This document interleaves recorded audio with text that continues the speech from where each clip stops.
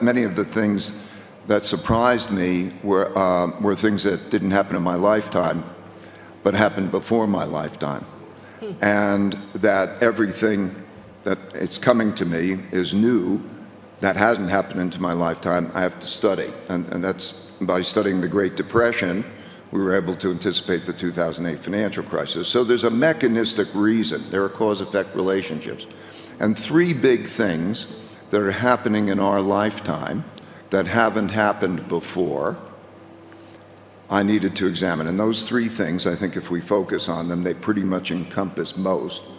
Those three things are, first, an enormous amount of debt creation, which is debt that's monetized, that has to do with the value of money throughout history. It's been very much the case, in all cases throughout history, that when there's not enough money, there is then the creation of money. Rome, they had gold coins and they put other metals in it and they depreciated it and so on. So we have something that is going on with money, credit, and inflation. That's due to the fact that we don't have enough real money. Okay, that's one fact. The second is internal conflict. By measures, I like to have measures, and so there are lots of measures in this book. We have populism of the left and populism of the right that are irreconcilable differences. History shows that when the causes that people are behind are more important to them than the system is in jeopardy. And so if you look at populism, or you look at the size of the wealth gaps, or the values gaps, they're the largest since the 1930 to 45 period, and it's understandable. And the third is the great power conflict. We began our world order in 1945, and the pattern repeats all the time. There's a war. The winners of the war determine the world order, the rules of the game. That's why the United Nations is in New York and the IMF and the World Bank are in Washington. And then you have the world order and the dominant power. The United States had 80% of the world's money. Money was gold. And it had half the world's economy, and it had a monopoly on military power. And as that power changes, then you have great power conflict. And so you're having these three things happen again for basically the same mechanistic reasons. And if you go back through history, you see that they repeat over. So they have this cause-effect. So I think that when we look at the future and we calculate it for just year by year, we're now in 2022. We're in the part of, they always do it the same way. You have a downturn and they print money and credit because that's the way that you stimulate the economy and so on. It produces inflation. They tighten monetary policy. There's a trade-off, and there we are. Now, then you take that forward and you look at 2022. There's a political thing going on.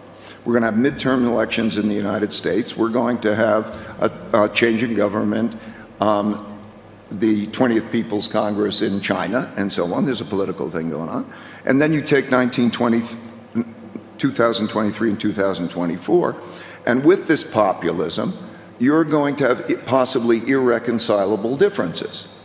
In other words, it's entirely possible that neither side accepts losing in the domestic. And so when you have that going on, you need the historical context. So mechanistically, that very much looks the same. Naturally, everyone is in a position that they needed more money. Where did they get the money from? If there was limited money, they'd have to get it from someplace else. But what they do is produce money. So central banks produce money. Where does the money come from? You could have it from taxes and take it from somewhere else. But that's difficult because people want to hold on to it and they don't want to give it up. But nobody asks, where do we get do we have enough money? But we need more money. Everybody agrees we need more money to spend.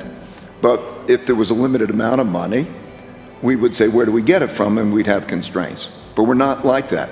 So what happens is naturally you're in the positions that you need more money. And so the central banks print more money. And then through all of this credit, everybody says, we need more money, we got more money. But then we devalue money, it becomes less valuable. And surprise, we get inflation. Okay, shouldn't be a surprise. So when we're looking at the circumstances, we're now in a new era. You know, we wish that there's coordination. We've lived in an era where we were global, and the way resources were allocated was, where was it more cost efficient?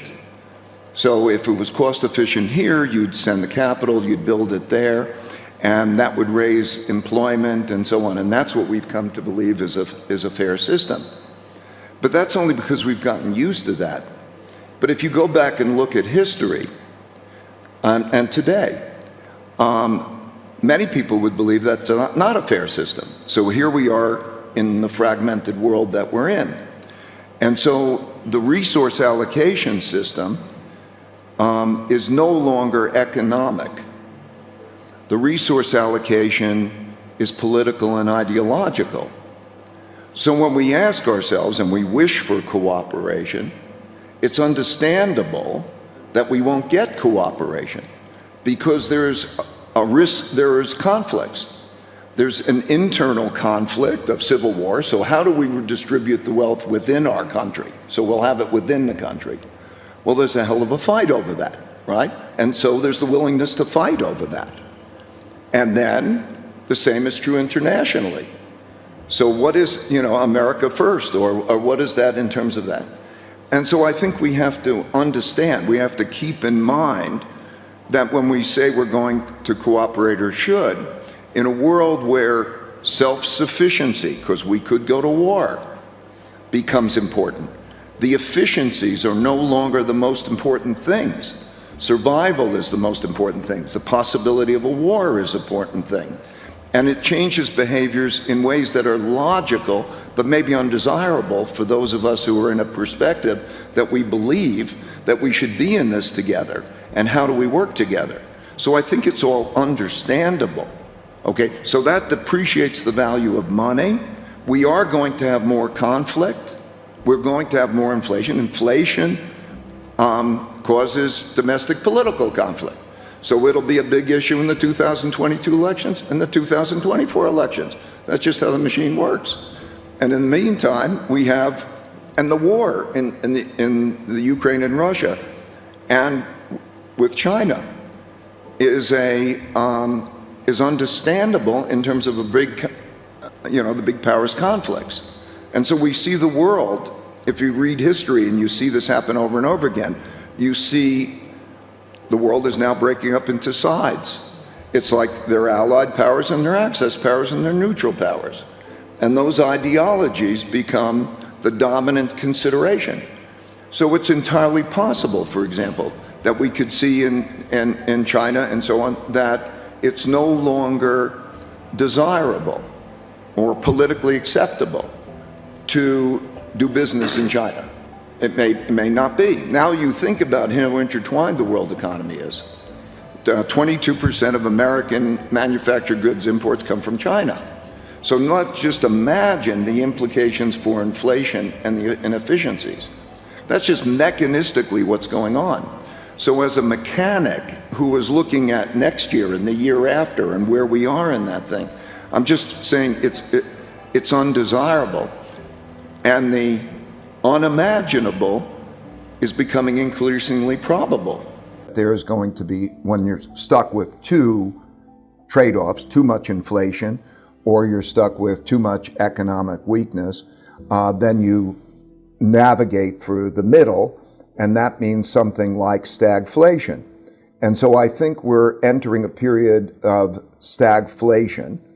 And I think the political and the wealth gap issues and so on create a set of circumstances that it's not easy to get out of. What we have is enough tightening by the Federal Reserve to deal with inflation adequately is too much tightening for the markets and the economy. So the Fed is going to be in a very difficult place.